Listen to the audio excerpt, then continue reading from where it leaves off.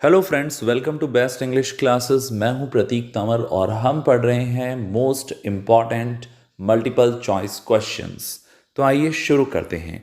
आज का पहला सवाल है, book one of paradise lost presents Saturn with his angels fallen into hell. When recovered, Saturn awakens all his legions and speaks to them. The first he addresses is described as one next to him in power and next in crime, long after none in Palestine. What's the name of this fallen angel? तो paradise lost की जो book one थी उसमें Saturn hello के अंदर जब सबको address करता है तो जो उसके बाद नेक्स्ट है पावर में उसके बारे में बताता है। वो कौन है? बिल्जेबब। अगला सवाल है, पैराडाइज लॉस्ट में कौन सा एंजल था जिसको गॉड ने ऑर्डर किया था to drive Adam and Eve out of paradise, कि एडम और ईव को पैराडाइज से बाहर लेके आओ। बिफोर ही डज सो, उसके ऐसा करने से पहले ही shows Adam a number of visions about the future of the human race. वो एडम को इंसानों की भविष्य के बारे में बताता है। Beginning with Cain murdering Abel, जहां केन एबेल का मर्डर करेगा, and ending with the redemption of mankind through Christ, कि कैसे क्राइस्ट रिडेम्पशन करेंगी। वो ये कौन एंजल था जिसका इतना बड़ा रोल था पैराडाइज लॉस्ट के फिनिशिंग चैप्टर्स में? उसका नाम था माइकल। मिल्टन का अनहोली ट्रिनिटी ऑफ कैरेक्टर्स में कौन कौन आते हैं? अनहोली ट्रिनिटी में आते हैं सैटर्न, सिन एंड डेथ। जो बैटल है गॉड की आर्मी और सैटर्न के रेबल्स के बीच में हेवन में, वो कितने दिन चली थी? वो 3 दिन चली थी। In the phrase thy seed shall bruise our foe, यहां पे सीड किसे कहा गया है? जीसस क्राइस्ट को। In the phrase thy seed shall bruise our foe में दाई किसे कहा गया है? ईव को।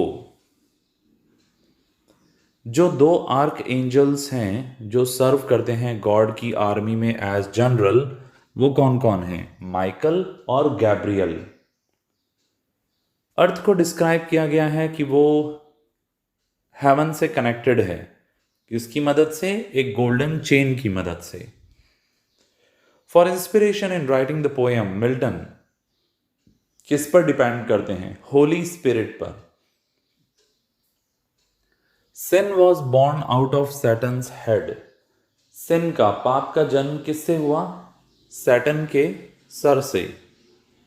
Ewe before the fall might best be described as, Eve fall से पहले उसे किस रूप में जाना जाता था?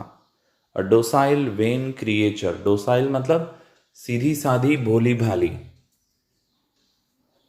Through out the poem Satan transforms himself into many creatures. इनमें से कौन सा क्रिएचर था जो सैटर्न नहीं बना था?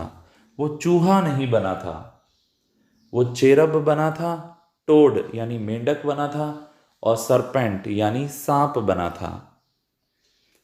Who might be considered the friendliest and the most sociable of all God's angel?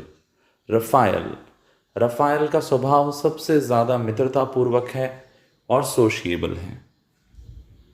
Every day before the fall, Adam and Eve went out to work.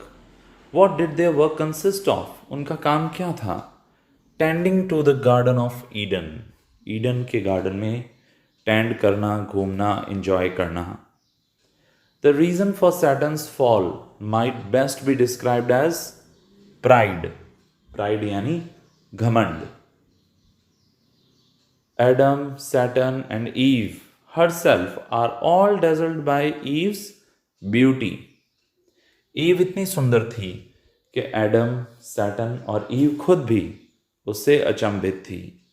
The main reason for Adam's fall might best be described as love for Eve. Adam का fall क्यों हुआ? Ewe से प्रेम के कारण।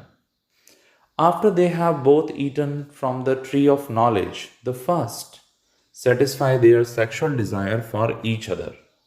Tree of knowledge से खाने के बाद में सबसे पहले उन्होंने एक दूसरे के लिए सेक्सुअल डिजायर को पूरा किया। जब माइकल एडम को बताता है कि मैनकाइंड का क्या होगा फॉल के बाद, तो वो कहानियां बता रहा है जिसे डायरेक्टली हिब्रू बाइबल से लिया गया है।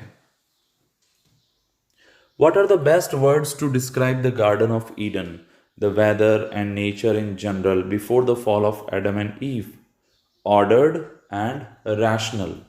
सब कुछ एकदम व्यवस्थित था और उसके पीछे लॉजिक भी था। Which devil advocates a renewal of all-out war against God? कौन सा ऐसा डेविल है जो कि तरफदारी करता है कि युद्ध होना चाहिए? मोलॉक। मिल्टन ने क्या पर्पस दिया था? What is Milton's stated purpose in Paradise Lost? Paradise Lost में मिल्टन का पर्पस क्या है? To justify the ways of God to man, कि भगवान इंसानों के प्रति जो भी करता है उसको जस्टिफाई करना। Which of the following is not a character in Paradise lost? इनमें से पैराडाइज लॉस्ट का करेक्टर कौन नहीं है? एगोनी नहीं है। विच angel wields a large sword? कौन सा एंजल एक बड़ी सी तलवार निकालता है बैटल में और सैटर्न को घायल कर देता है? माइकल। और आज का लास्ट क्वेश्चन है, when Saturn leaps over the fence into paradise, तो जब वो कूदता है फेंस के ऊपर से पैराडाइज में, तो मिल्टन ने उसको कैसा दिखाया है? जैसे कि कोई भेड़िया कूदता है भेड़ों के झुंड पर। A wolf leaping into a sheep's pen. Sheep's pen एक ऐसी फेंसिंग होती है जिसके अंदर भेड़ों को रखा जाता है। आई होप ये आपको समझ में आ गया होगा।